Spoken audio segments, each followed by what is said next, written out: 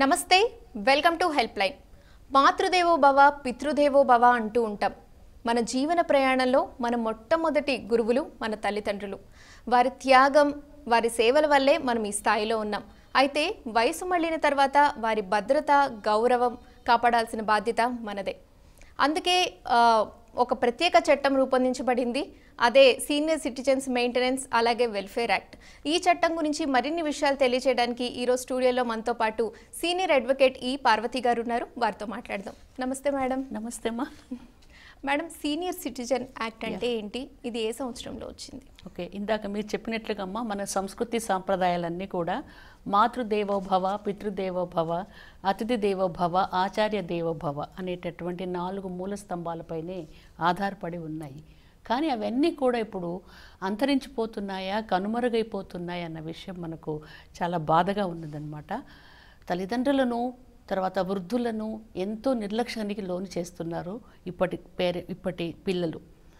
మనం ఒక రకంగా చూసుకుంటే అమ్మా, మన సమాజంలో మన ఉమ్మడి కుటుంబ వ్యవస్థ అంటే జాయింట్ ఫ్యామిలీ సిస్టమ్ అన్నది అంతరించిపోయింది, కనుమరుగైపోయే పరిస్థితుల్లో మనం ఉన్నాము. ఇలాంటి సందర్భంలోనే వయోవృద్ధులు అనేవాళ్ళు మిగతా వాళ్లకు భారమైపోతున్నారు. జీవితం యొక్క చరమాంకంలో బాధ్యతలన్నీ తీర్చుకొని పిల్లలందరినీ సెటిల్ చేసిన తర్వాత రెక్కలు అలసిపోయిన సమయంలో వాళ్ళని ఆదరించే వాళ్ళు లేక, ఆర్థికంగా ఆదరించే వాళ్ళు లేక, అట్లాగే మానసికంగా కూడా ఒంటరి వాళ్ళైపోయి, అట్లాగే తర్వాత సొసైటీ పరంగా కూడా ఒక రకమైనటువంటి చీదరింపులకు, చీత్కారాలకు, చిన్నతనానికి లోనవుతూ ఉన్నారు మన వృద్ధులు అన్నమాట. మరి వీళ్ళ పరిస్థితి చాలా దయనీయంగా మారిపోతుంది. మన వృద్ధులను మనం కాపాడుకోవాలి అనేటటువంటి సదుద్దేశంతోనే 2007వ సంవత్సరంలో మనకి తల్లిదండ్రులు మరియు వయోవృద్ధుల పోషణ మరియు సంక్షేమ చట్టం అనేది ఒకటి తీసుకొని రాబడింది. ఎందుకంటే ఇంతవరకు కూడా వీళ్ళు ఎన్నో త్యాగాలు చేస్తూ వచ్చారు. మరి కనీసం ఆఖరి రోజుల్లో వారికి మంచి ఆహారము, అట్లాగే చక్కటి వైద్య సదుపాయాలు ఇవన్నీ కూడా కల్పించవలసిన బాధ్యత వారి పిల్లల పైన ఉన్నది అని చెప్పేసి భావించి వచ్చినటువంటి చట్టం. అంతకుముందైతే మనకు తల్లిదండ్రుల మెయింటెనెన్స్కి సంబంధించి 125 సిఆర్పిసి ఉండేది. అట్లాగే Hindu adoptions and maintenance act అనేది కూడా ఉండేది. నిరాదరణకు, నిర్లక్ష్యానికి లోనైనటువంటి పేరెంట్స్ వాళ్ళ పిల్లల దగ్గర నుండి మెయింటెనెన్స్ పొందేటటువంటి అవకాశం ఆ చట్టాల ద్వారా ఉండేది. కాకుంటే ఆ చట్టాలను అనుసరించి కోర్టుకు వెళ్ళి ప్రాపర్ మెయింటెనెన్స్ పొందాలి అంటే అది ఎంతో కాలాతీతమైపోయినటువంటి పరిస్థితి అన్నమాట. చాలా కాలం మనం స్పెండ్ చేయాల్సి వచ్చేది. అట్లాగే ఖర్చుతో కూడిన వ్యవహారము, లాయర్స్ని పెట్టుకోవాలి, కోర్టులలో చాలా లేట్ అయిపోయేది అనమాట. అలా కాకుండా వీరికి సత్వర న్యాయం జరగాలి, ప్రత్యేకమైన చట్టం తీసుకొని వచ్చి ప్రత్యేకమైన ట్రిబ్యునల్స్కు ఈ వ్యవహారం అప్పగిస్తే న్యాయం జరుగుతుందని భావించి ఈ చట్టాన్ని తీసుకొని రావడం జరిగింది. ఎవరైనా సరే సీనియర్ సిటిజన్స్ అంటే మనకు 60 years దాటిన వాళ్ళను సీనియర్ సిటిజన్స్ అని అంటారు. అట్లాగే 80 years వచ్చిన వాళ్ళను సూపర్ సీనియర్ సిటిజన్స్ అంటారు అనమాట. మరి ఇలాంటి వాళ్ళు నిరాదరణకు లోనైనప్పుడు, అన్ని రకాల నిరాదరణకు లోనైనప్పుడు కోర్టును ఆశ్రయించి ఇక గత్యంతరం లేని పరిస్థితుల్లోనే పిల్లల దగ్గర నుండి భరణాన్ని పొందేటటువంటి అవకాశం ఈ చట్టం ద్వారా కల్పించారండి. అయితే ప్రత్యేక చట్టం ఉంది, కానీ చాలామంది తల్లిదండ్రులు ఏంటంటే వాళ్ళు బయటకు చెప్పుకోలేరు. అంటే వాళ్ళ పిల్లలు సరిగ్గా చూడలేకపోయినా వారు బయటకు వచ్చి చట్టాలు, కోర్టులని తిరగలేరు. అలాంటి పరిస్థితుల్లో వారు బయటకు చెప్పలేక, ఇటు చట్టపరంగా వాళ్ళకు ఉన్న హక్కు తీసుకోలేక బాధపడుతూ ఉంటారు. ఎగ్జాక్ట్లీ కరెక్ట్ అండి మీరు చెప్పిందండి. ఎందుకంటే జనరల్గా పిల్లల్ని ఎవరు కోట్ల చుట్టూ తిప్పాలని చెప్పేసి అనుకోరు. అది చాలా అవమానంగా భావిస్తారు. అట్లాగే ఆ కన్న కడుపు కన్న పేగు అనేది ఒప్పుకోదన్నమాట. కాకుంటే ఇంకా విసిగి వేసారి గత్యంతరం లేని పరిస్థితుల్లో మాత్రమే, అంటే తిండి లేక, ఆరోగ్య సంరక్షణ లేక, అట్లాగే సొసైటీ పరంగా మానసికంగా అందరికీ దూరమైనప్పుడు మాత్రమే వాళ్ళు ఈ చట్టానికి, అంటే ఒక రకంగా చెప్పుకోవాలంటే అండి, గత్యంతరం లేని పరిస్థితుల్లో మాత్రమే ఈ చట్టాన్ని ఆశ్రయిస్తూ వస్తున్నారనమాట. ఈ చట్టం వృద్ధులకు ఎలాంటి రక్షణ ఇస్తుంది? ఈ చట్ట ప్రకారం చూస్తే అమ్మ వృద్ధులకు అనేక రకములైన రక్షణ కలిగిస్తుంది. ముందు మనకు రక్షణ కావాలంటే వాళ్ళకి ఏం కావాలండి? నివసించడానికి ఒక ఇల్లు, తినడానికి ఇంత తిండి, జబ్బు చేస్తే కనీసం హాస్పిటల్ ఫెసిలిటీస్ అన్న వాళ్ళకు ఉండాలన్నమాట. కాబట్టే వాళ్ళ కడుపున పుట్టిన సంతానం నుండి వాళ్ళు ఈ వృద్ధాప్యంలో మెయింటెనెన్స్ను కోరేటటువంటి అవకాశం ఉన్నదన్నమాట. వీటి గురించే మనకు ట్రిబ్యునల్స్ అని చెప్పేసి సపరేట్గా ఏర్పాటు చేయడం జరిగింది. వీళ్ళ దగ్గర కాకుండా కొన్ని జిల్లాలలో ఇంకా ట్రిబ్యునల్స్ అనేవి ఏర్పాటు కాలేదు. అలాంటప్పుడు ఈ చట్టాన్ని అనుసరించి వృద్ధులు తగినటువంటి భరణాన్ని పొందాలి అనుకున్నప్పుడు మన కన్సర్న్ ఆర్డీఓ ఆఫీస్ గారిలో అప్లికేషన్ పెట్టుకోవాలన్నమాట. ఆర్డీఓ ఆఫీస్ దగ్గర అప్లికేషన్ పెట్టుకోవాలి. పెట్టుకున్నప్పుడు వాళ్ళ సంతానానికి నోటీసులు ఇవ్వబడతాయి. నోటీసులు ఇచ్చిన తర్వాత వాళ్ళు ఆ ట్రిబ్యునల్ ముందు హాజరవుతారు. అప్పుడు ఏం చేస్తారంటే కన్సిలియేషన్ సెషన్ ఒకటి ఉంటుందండి. మరి కూర్చోబెట్టి, బాబు మీ అమ్మా నాన్నల్ని ఈ వయసులో మీరు చూసుకోవట్లేదు, చూసుకోవాల్సిన బాధ్యత మీ పైన ఉన్నది, కాబట్టి వారికి కనీసపు అవసరాలను మీరు కల్పించండి, ప్రేమతో ఆప్యాయతతో చూసుకోండి. ఇప్పుడు భారం అయిపోతే ఎట్లమ్మా, రేపు మీ పరిస్థితి కూడా మీ పిల్లల చేతుల్లో ఈ రకంగానే ఉండబోతుంది అని మంచిగా కౌన్సిలింగ్ ఇచ్చి అంతటితో సెటిల్ చేయొచ్చు. అంటే పిల్లలు ఇంకా మేము వాళ్ళని ప్రేమగా చూసుకుంటాము, నిరాదరించము అని చెప్పినప్పుడు ఇన్ రైటింగ్ వాళ్ళు డిక్లరేషన్ తీసుకొని అంతటితో కేసు క్లోజ్ చేస్తారు. ఒకవేళ అప్పుడు కాదు కూడదు వాళ్ళు ఇట్లా అని వాళ్ళపైన కూడా చాడీలు చెప్పి మరి వాళ్ళకి మేము మెయింటెనెన్స్ ఇవ్వలేము, మా పిల్లలు మా భార్య మాకు ముఖ్యము, మాకే జరగట్లేదు అన్నప్పుడు ఇది నీ బాధ్యత, చట్ట ప్రకారం మీ బాధ్యత, నైతికంగా మీ బాధ్యత, మరి కన్న తల్లిదండ్రులను చూడవలసిన కనీస కర్తవ్యాన్ని మర్చిపోతున్నారని ఎంతో కొంత మెయింటెనెన్స్ను జారీ చేసేటటువంటి అవకాశం అయితే ఆ వృద్ధులకు ఈ ట్రిబ్యునల్స్ ద్వారా, ఈ చట్టం ద్వారా కల్పిస్తూ ఉన్నారు. మనం చాలా సందర్భాల్లో చూస్తూ ఉంటాం, ప్రాపర్టీస్ పిల్లలకు వచ్చే వరకు ఒకలా ప్రవర్తిస్తూ ఉంటారు, ప్రాపర్టీస్ రాకముందు ఒకలా ప్రవర్తిస్తూ ఉంటారు. దీనికి మీరేమంటారు? అవునండి, అది ఎగ్జాక్ట్గా జరుగుతూనే ఉన్నది. అనేక కేసులలో మనం చూస్తున్నాము. దీనికి సంబంధించి అనేక జడ్జిమెంట్లు కూడా మన హైకోర్టు దగ్గర నుంచి సుప్రీంకోర్టు దగ్గర కూడా ఇవ్వడం జరిగిందనమాట. కొన్ని సందర్భాల్లో పేరెంట్స్ ఏం చేస్తుంటారంటే అండి, వాళ్ళ కాస్త కూస్త ప్రాపర్టీస్ ఉన్నప్పుడు, పొలాలు కానివ్వండి, ఇల్లు కానివ్వండి, ఏదైనా బ్యాంకు బ్యాలెన్స్లు కానివ్వండి, అలాంటివి ఉన్నప్పుడు వృద్ధాప్యంలో ఇంకా చూస్తారు కదా పిల్లలు అని చెప్పేసి ఎవరో ఒకరి పిల్లల పేరు మీద ఆ ప్రాపర్టీని గిఫ్ట్ డీడ్ కానీ ట్రాన్స్ఫర్ కానీ చేస్తున్నారనమాట. చేసిన తర్వాత ఎప్పుడైతే ఈ ట్రాన్సాక్షన్స్ అయిపోయి ఆ ప్రాపర్టీ వాళ్ళకి హ్యాండ్ ఓవర్ అవుతుందో అప్పుడు ఈ వృద్ధులైన పేరెంట్స్ని వాళ్ళు బయటకు నెట్టేస్తున్నారు. వీళ్ళని చూడకుండా, ఆదరించకుండా మనం చూస్తున్నామండి. చాలామంది ప్రబుద్ధులు చెట్ల కింద, హాస్పిటల్స్ ఆవరణలలో, అనాథాశ్రమాల దగ్గర, రోడ్ల మీద, నిర్మానుష్యంగా ఉండే ప్లేసెస్లో పేరెంట్స్ని దింపేసి వెళ్ళిపోతున్నారనమాట. ఈ రకంగా ఇంట్లోంచి బయటికి గెంటి వేసినప్పుడు, అరే మేము అనవసరంగా వీళ్ళకు ఈ ప్రాపర్టీ అప్పచెప్పామే, మమ్మల్ని చూసుకోవట్లేదని చెప్పేసి అది క్యాన్సిలేషన్ ఆఫ్ గిఫ్ట్ డీడ్ అన్న దాని గురించి, లేదా క్యాన్సిలేషన్ ఆఫ్ ట్రాన్స్ఫర్డ్ ప్రాపర్టీ గురించి వాళ్ళు మళ్ళీ ఈ చట్టం ద్వారా, ఈ చట్టాన్ని ఆశ్రయించి, ఈ చట్టంలో అనేక ప్రావిజన్స్ ఉన్నాయి వాళ్ళకి సంబంధించి, సెక్షన్ 23ని అనుసరించి ఈ చట్టంలో ఉండేటటువంటి, మేము మమ్మల్ని సరిగా చూస్తారు, ప్రేమ ఆదరణతో చూస్తారని చెప్పేసి భావించి మా పిల్లలకు ఈ ప్రాపర్టీని అప్పచెప్పాము, వీళ్ళకి ధారాదత్తం చేశాము. ఈ ప్రాపర్టీ తీసుకున్న తర్వాత మమ్మల్ని ఎవరు కూడా చూడడం లేదు, కాబట్టి మా ప్రాపర్టీని తిరిగి మాకు ఇప్పించండి, మా ప్రాపర్టీ వాళ్ళకి ఇచ్చినటువంటి టైటిల్ డీడ్స్ను క్యాన్సిల్ చేయండి అని చెప్పేసి వాళ్ళు ఆర్డీఓ ఆఫీస్ దగ్గర కానివ్వండి, కలెక్టర్ ఆఫీస్ దగ్గర కానివ్వండి, ఈ చట్టాన్ని అనుసరించి cancellation of gift deed or cancellation of sale deed అని దాని గురించి వెళ్ళొచ్చు అనమాట. వెళ్ళినప్పుడు ఈ ట్రిబ్యునల్ అధికారులు దీన్ని విచారించి నిజంగా ఈ పేరెంట్స్ వాళ్ళకి కొంత ప్రాపర్టీని అప్పచెప్పారు, ప్రాపర్టీ అప్పచెప్పిన తర్వాత కూడా వాళ్ళు చూడడం లేదు, డబ్బు ఆస్తి తీసుకొని వాళ్ళని గెంటి వేశారని భావించిన పక్షంలో ఆ ఇచ్చిన ప్రాపర్టీను తిరిగి పేరెంట్స్కి ఇప్పించే అవకాశం ఉన్నదన్నమాట. ఒకవేళ ఇల్లు రాసిచ్చారనుకోండి, ఆ ఇంటిని తిరిగి వాళ్ళకు స్వాధీనం చేయించే హక్కు ఉంటుంది. అట్లాగే ఆ ఇంట్లోంచి మీరు వెళ్ళిపోండి అంటే వాళ్ళని ఎవిక్ట్ చేయమనేటటువంటి అధికారం కూడా ఈ ట్రిబ్యునల్ అధికారులకు ఉంటుందన్నమాట. కాబట్టి ఈ రకంగా పొందవచ్చు. కాకుంటే చాలామంది కూడా కోర్టులను ఆశ్రయించడం నామోషిగా భావిస్తున్నారు. ఈ వయసులో పిల్లల్ని మేము కోర్టులకు ఎందుకు లాగాలని అవమానంగా భావిస్తున్నారు. ఇంకా ఎంతకాలం జీవిస్తాంలే మనము అని చెప్పేసి మళ్ళీ పెట్టేటటువంటి ఒక ముద్ద కూడా వాళ్ళు పెట్టరేమని చెప్పేసి కోర్టులను ఆశ్రయించడం మానేశారు. అదే కాకుండా మనకు ఎన్ని చట్టాలు వచ్చినా, ఎన్ని సపరేట్ చట్టాలు వచ్చినా కూడా అమలు విధానం అన్నది చాలా ఆలస్యంతో కూడుకున్న విషయం అండి. దీనికి మనం చిన్న ఎగ్జాంపుల్ చెప్పుకుందాము. నిన్ననే మనకు పేపర్లో వచ్చిందమ్మా, ఒక తండ్రికి కుమారుడు చనిపోయాడు. కొడుకు చనిపోతే ఒక మనవడు ఉన్నాడనమాట. ఆ మనవడిని తర్వాత కోడల్ని వాళ్ళందరినీ కూడా ఈ తండ్రి ఆదరించాడు, పెంచుకున్నాడు. ఈ మనవడిని చక్కగా మంచి ఉద్యోగస్తుని కూడా చేశాడనమాట. చేసిన తర్వాత అతనికి దాదాపు 8 ఇయర్స్ వచ్చాయి తాతగారికి. 8 ఇయర్స్ వస్తే మనవడి పేరు మీద ఆ ఇంటిని గిఫ్ట్ డీడ్ చేశారు. గిఫ్ట్ డీడ్ చేసిన తర్వాత ఎప్పుడైతే గిఫ్ట్ డీడ్ చేసి ఆ నివాస గృహాన్ని అతనికి అప్పగించాడో వెంటనే తాతగారిని కాకుండా కన్న తల్లిని కూడా, అంటే తండ్రి చనిపోయాడు కదమ్మా, తల్లిని తాతగారిని కూడా ఇంట్లోంచి బయటకు గెట్టేసి రోడ్డు పాలు చేశాడనమాట. అప్పుడు ఆ తాతగారు ఇంక గత్యంతరము లేని పరిస్థితుల్లో ఆర్డీఓ ఆఫీస్ దగ్గరికి వెళ్ళి ఈ రకంగా ప్రాపర్టీ గిఫ్ట్ డీడ్ చేశాను, అతను నన్ను నా కోడల్ని ఇంట్లోంచి బయటకు గెంటి వేశాడు, గిఫ్ట్ డీడ్ని క్యాన్సిల్ చేయండి అని చెప్పారు.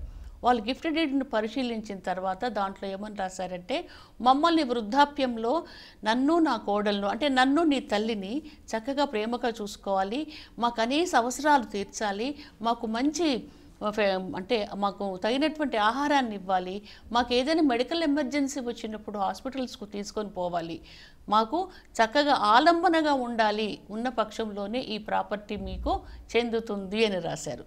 ఈ పాయింట్స్ని బేస్ చేసుకొని మీరు చూడట్లేదు కాబట్టి ఈ గిఫ్ట్ డీడ్ తిరిగి ఇచ్చేసేయండి, ఆ ఇల్లు ఖాళీ చేసేయండి అని ఆర్డర్ ఇచ్చారు. కాలర్ ఒకటి మాట్లాడండి. ఓకే అమ్మా, ఓకే. హలో అండి. హలో నమస్తే అండి. హలో నమస్తే అండి, మీ పేరు ఎక్కడి నుంచి కాల్ చేస్తున్నారు? మాది నర్సరాపేట అండి. మా అబ్బాయి కెనరా బ్యాంక్ మేనేజర్. అలాగే మేడంతో మాట్లాడండి. చెప్పండి, మీ బాబు కెనరా బ్యాంక్ మేనేజర్, చెప్పండి సార్. అబ్బాయి పెళ్ళై 3 సంవత్సరాలు అయిందండి. అయితే ఒక బాబు పుట్టాడు, 9 నెలలు అయింది. ఓకే. అయితే ఇప్పుడు అమ్మాయి కాపురానికి రాదు, అబ్బాయిని నానా ఇబ్బందులు పెడుతున్నారండి. ఓకే, అంటే అమ్మాయి పుట్టింట్లోనే ఉన్నారండి? పుట్టింట్లోనే ఉంది. అంటే డెలివరీకి వెళ్ళి తర్వాత రాలేదా? డెలివరీ అయ్యింది, మా ఇంట్లో డెలివరీ అయింది. డెలివరీ మా ఇంట్లో అయింది. 11వ రోజు చదువు పెట్టుకుని వెళ్ళిపోయారు. ఓకే, మరి ఏమని చెప్తున్నారు రమ్మని అడిగితే ఆమెను? హింసలు పెట్టారు, అవి పెట్టారు. ఏమండి? మీరు హింసలు పెడుతున్నారు, కష్ట పెడుతున్నారు అని ఎయ్యో చెబుతున్నారు. ఓకే, అన్ని అబద్ధాలు చెప్పి కష్ట పెడుతున్నారని చెబుతున్నారు. ఓకే, మీరు ఏమైనా కష్టపెట్టారా కోడల్ని?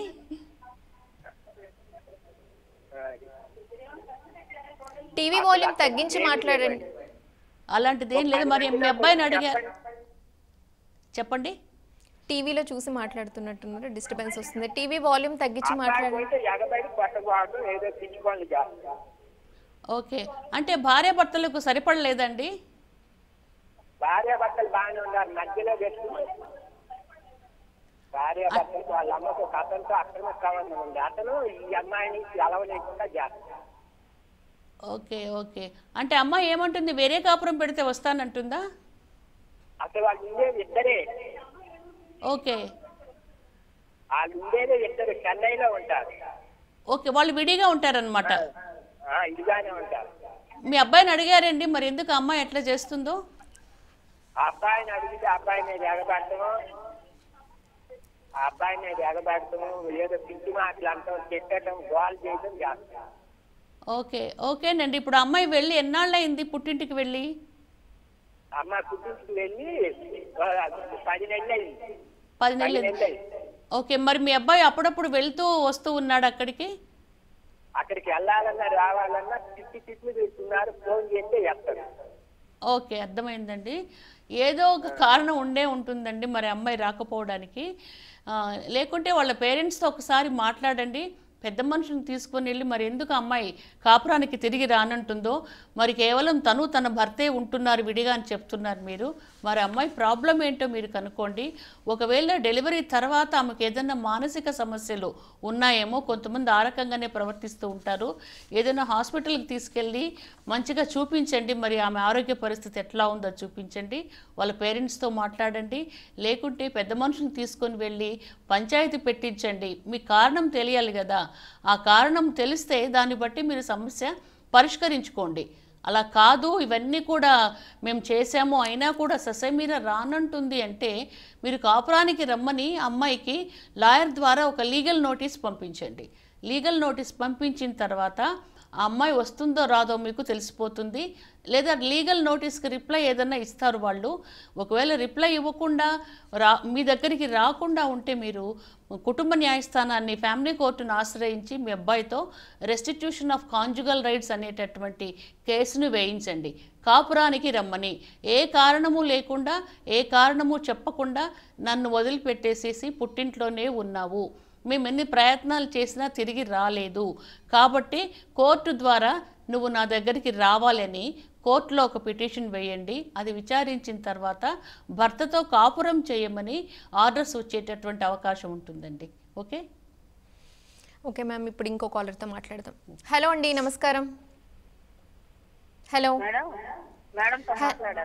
హలో అండి, మీ పేరు ఎక్కడి నుంచి కాల్ చేస్తున్నారో చెప్పండి. నా పేరు విజయలక్ష్మి అండి, గుంటూరు నుంచి కాల్ చేస్తున్నాను. అలాగే మాట్లాడండి మేడం. ఓకే చెప్పండి విజయలక్ష్మి గారు. మేడం చెప్పమ్మా. మా అత్తగారు ఉన్నారండి, మా మామయ్య గారు రైల్వే జాబ్ చేస్తారండి. ఓకే. అయితే చనిపోయారు. చనిపోతే అత్తమ్మ ఇల్లు ఉద్యోగం మా చిన్నమ్మకి పెట్టించారండి. ఓకే. పెట్టించి ఇల్లు కట్టించిస్తానండి మాకు. ఓకే. మా వారి వాళ్ళ తాతగారు ఆస్తి. ఓకే. అత్తయ్యకి పింఛన్ వస్తుంది. ఓకే. రైల్వే పింఛన్ వస్తుంది అత్తయ్యకి. అయితే మా వారికి బ్రెయిన్ ఆపరేషన్ అయింది. ఇల్లు కట్టించాక ఇప్పుడు మాకు ఇంటి అద్దెలు ఇవ్వట్లేదు, ఇల్లు ఇవ్వట్లేదు అమ్మా. ఇల్లు కట్టించారమ్మా మీ అత్తగారు? కట్టించారండి. ఆ ఇల్లు ఎవరి పేరు మీద ఉందమ్మా? స్థలము, ఇల్లు? ఆ స్థలము మా వారు ఉన్నారు కదా వాళ్ళ తాతగారు. ఓకే, తాతగారిది అనమాట. అంటే మీ వారికి ఏమి ఇవ్వలే కదమ్మా? ఓకే. చిన్నమర్తికి ఉద్యోగం పెట్టించారు కదా. ఓకే. మీ వారు ఏం చేస్తారు? మీ వారు ఏం చేస్తారమ్మా? బేల్దారి పని చేస్తారండి. Okay okay okay. పెట్టించినప్పుడు మీకు ఇల్లు కట్టించి ఇచ్చి నాకు రైల్వే పింఛన్ వస్తుంది, నీ కాడే ఉంటాను అందండి. ఓకే. మీ దగ్గర లేరా ఆవిడ? మా దగ్గర ఉండట్లేదండి. మరిది గారి దగ్గర ఉంటున్నారా? రైల్వే జాబ్ అతనికి, అతని దగ్గరే ఉంటుంది రైల్వే ప్రాసెస్లో. ఓకేనండి. ఇప్పుడు ఆ స్థలము, ఆమె ఇల్లు కట్టించిన స్థలం ఎవరి పేరు మీద ఉన్నదండి? తాతగారి పేరు మీద ఉందా, మీ వారి పేరు? అన్నదమ్ములు నలుగురు అండి. నేను పేరు మీద ఉన్నది, ఆ పేరు మీద మార్క్ ఇచ్చుకుంది. Okay okay. ఆమె పేరు మీద ఎట్లా మార్పించుకున్నారండి తాతగారి ప్రాపర్టీని? అంటే నలుగురు అన్నదమ్ములు కలిసి ఇల్లు కట్టించేటప్పుడు ఏమైనా డబ్బులు అయితే మా చిన్న మధ్య చేత పెట్టిస్తాను, నా పేరు మీద ఉంటే పెడతారు, మీరు సంతకం పెట్టండి అని పెట్టించుకుందంటే మాకు తెలియదు ఆ విషయం. ఓకే. అంటే మీ భర్తతో మీ ఇతర మరుదులతో పెట్టించుకున్నారనమాట? ఇద్దరు బావగారులు, మా వారు, మా మరిది. ఓకే. అందరూ కలిసి వాళ్ళ అమ్మగారికి, వాళ్ళ అమ్మగారి పేరు మీద రాసిచ్చారనమాట. రాసిచ్చారంటే వీళ్ళ రైట్స్ను రిలింక్విష్ చేసుకున్నారు. రాసిచ్చిన తర్వాత ఆమె పేరు మీద అవుతుందమ్మా స్థలం టోటల్గా. ఆమె పేరు మీద ఉండేటటువంటి స్థలంలో ఆవిడ డబ్బులు పెట్టి ఆవిడ ఇల్లు కట్టించుకున్నారు. జనరల్గా అయితే కొడుకులకు అందరికీ ఇస్తాను అనేటటువంటి కండిషన్తోనే మీ వాళ్ళందరూ సంతకం పెట్టారు. మరి ఇప్పుడు ఆమె ఇవ్వను అని అంటున్నారు. ఇవ్వను అని అన్నప్పుడు మీరందరూ కలిసి, మిగతా మీ ఇద్దరు బావగారులు మీరు కలిసి ఆవిడ పైన ఒత్తిడి తీసుకోరండి. లేకుంటే పెద్ద మనుషుల సమక్షంలో అదేదన్నా పంచాయతీ పెట్టేలాగా మీరు చూసుకోండి, పరిష్కరించుకునేలాగా. ఎందుకంటే కోర్టులకు వెళితే మాత్రం అండి ఆ ప్రాపర్టీ ఇప్పుడు టోటల్గా మీ అత్తగారి పేరు మీదకి వెళ్ళిపోయింది. మళ్ళీ ఆ ప్రాపర్టీ మాది, తాతగారి ప్రాపర్టీ, మా అన్నదమ్ములకు దాంట్లో వాటా ఉంది అని మీరు అడగడానికి వీల్లేదు. ఎందుకంటే మీ హస్బెండు, మీ ఇద్దరు బావగారులు కూడా రిలింక్విష్మెంట్ డీడ్ రాసుకొని వాళ్ళ అమ్మగారి పేరు మీద ప్రాపర్టీ మార్పిచ్చారు. కాబట్టి ఇప్పుడు మీకు ఎలాంటి హక్కు దాంట్లో ఉండదండి. మీ అత్తగారు ఆ అన్న మాటపై నిలబడి మీ అందరికీ సమానంగా ఇస్తేనే అది బాగుంటుంది తప్ప చట్టపరంగా మీరు కోర్టులకు వెళ్తే మీకు వచ్చేటటువంటిది ఏమీ లేదమ్మా. ఒకవేళ ఎవరైనా ఆ రకంగా కోర్టుకు వెళ్దామని అంటే మీకు అనవసరంగా డబ్బులు వేస్ట్ అవుతాయి. కోర్టులలో ఈ పంచాయతీలు, ఈ ప్రాపర్టీ కేసులు తేలాలంటే చాలా సంవత్సరాలు పడుతుందండి. ఇంకొకటి, మీరు కంపాషనేట్ గ్రౌండ్ మీద మీ మరిది గారికి ఉద్యోగం ఇప్పించామని అంటున్నారు. అంటే మీ వారు పెద్ద కొడుకు అయినప్పుడు అప్పట్లో అడగలేదా ఎవరు ఉద్యోగం చేసుకుంటారు, ఎవరు తీసుకుంటారని? ఎందుకంటే ఆయనకు బహుశా క్వాలిఫికేషన్స్ ఉండి ఉంటాయి కాబట్టి, ఆ ఉద్యోగానికి తగిన క్వాలిఫికేషన్స్ ఉన్నాయి కాబట్టి ఆయనకి ఇచ్చింటారు. దానికి బదులుగా మీ అత్తగారు ఇల్లు కట్టించిస్తానని చెప్పేసి అన్నారు.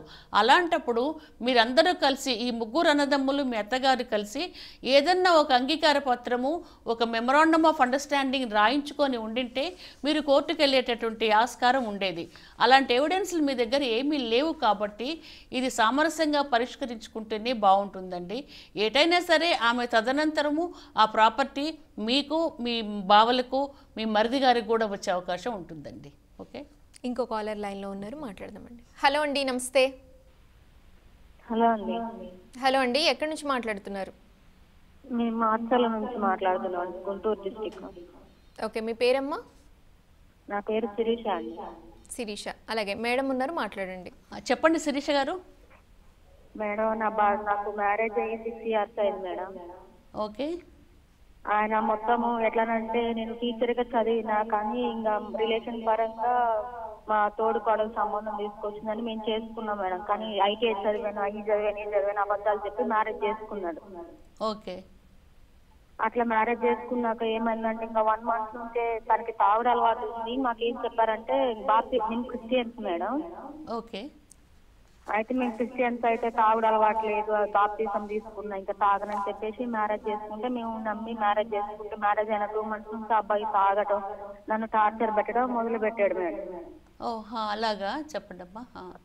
అట్లా టార్చర్ బంగా 2nd month కే ప్రెగ్నెన్సీ అయింది. ప్రెగ్నెన్సీ అయినా కానీ తాగడం, గొడవలు పెట్టుకోవడం, మా అమ్మ వాళ్ళని తిట్టడం, ఇంకా అట్లా ఇట్లా చేస్తూనే ఉన్నాడు. నేను మా ఇంటికి వస్తున్నా, మళ్ళీ తాగడని చెప్పేసి తీసుకెళ్తున్నాడు, మొత్తం గందరగోళం చేస్తున్నాడు. రీసెంట్ గా మా మామయ్య కూడా చనిపోయాడు మేడం. అరే. మా మామయ్య ఇరిగేషన్ డిపార్ట్మెంట్ స్వీపర్ ఆయన. అయితే ఆయన డబ్బులు కొంచెం, మా బావగారేమో ఉద్యోగం తీసుకున్నారు. ఓకే.